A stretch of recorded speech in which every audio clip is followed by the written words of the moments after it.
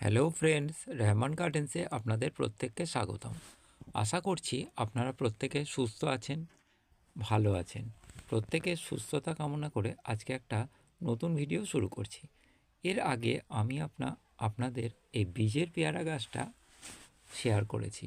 আপনারা দেখেছেন এই গাছটাই পেয়ারা হয়েছিল। এই গাছটা খুব যে বেশি দিনে তা কিন্তু নয়। অনেকে বলে বহু বছর পর বীজের পেয়ারা গাছে পেয়ারা হয়, কিন্তু আমার গাছটা দেখতে পাচ্ছেন কি সুন্দর হেলদি হয়েছে, আগের থেকে আরও সুন্দর হয়েছে। এবার এটা আমার ভাইপো, আমার দাদার ছেলে, দেখেছেন ওর একটা খুব শখের টিয়া পাখি রয়েছে। এরকমও দুটো ছিল, একটা উড়ে পালিয়েছে আর এটা ডানা আছে কিন্তু উড়ে যায় না।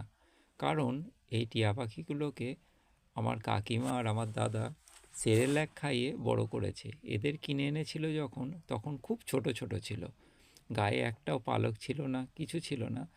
এবার আমার এই দাদার ছেলেটা এই পাখিটাকে পেয়ারা গাছে তুলে দেয়, ও পেয়ারা গাছে বসে থাকে, আবার ওর ইচ্ছা হয় যখন নামিয়ে নেয়। কিন্তু ও উড়ে চলে যায় না কোথাও। দেখছেন ও পেয়ারা গাছে তুলে দেওয়ার চেষ্টা করছে। এই পেয়ারা গাছটাই পেয়ারা হয়েছিল তখন। আমরা এই পেয়ারা গাছটায় জল কিন্তু খুব বেশি দিতাম না। খুব বেশি জল দিলেই যে গাছ ভালো হবে তা কিন্তু নয়।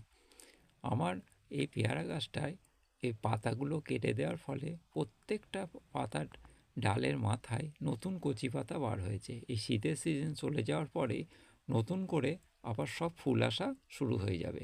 আপনারা দেখতে পাচ্ছেন যে পেয়ারা গাছটা কী সুন্দর ঝোপালো হয়েছে।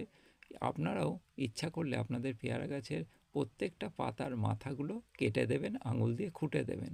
তারপরে দেখবেন সেটা থেকে দুটো তিনটে করে আবার নতুন কচি পাতা বার হয়েছে। এটাই পেয়ারা গাছের নিয়ম, এবং নতুন কচি পাতায় প্রত্যেকটাতে ফুল আসবে।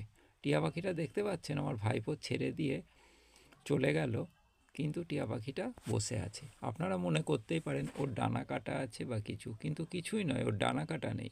ওর ছোটা থেকেই অভ্যাস নেই ওড়ার, আর ও সেরেল্যাক খাইয়ে আমার কাকিমা আর আমার দাদা বড় করাই, সেই জন্য ও এটাকেই নিজের ঘর বলেই মনে করে। উড়েও চলে যায় না, আর পালানোর কোনো ভানও করে না। এর আর একটা জোড়া ছিল, সেই জোড়াটা উড়ে চলে গেছে, কারণ আমাদের কিছুটা দূরেই অন্যজনেরা ধরে নিয়েছে, কিন্তু তারা দেয়নি। অনেকে বলে টিয়া পাখি পোষ মানে না, কিন্তু দেখতে পাচ্ছেন আমার এই পেয়ারা গাছের ডালে ও চুপ করে কি সুন্দর বসে আছে। ওর সঙ্গে কিন্তু কথা বললে, আমার দাদা যদি থাকতো দেখাতে পারতাম, কথা বললে কথাও বলে।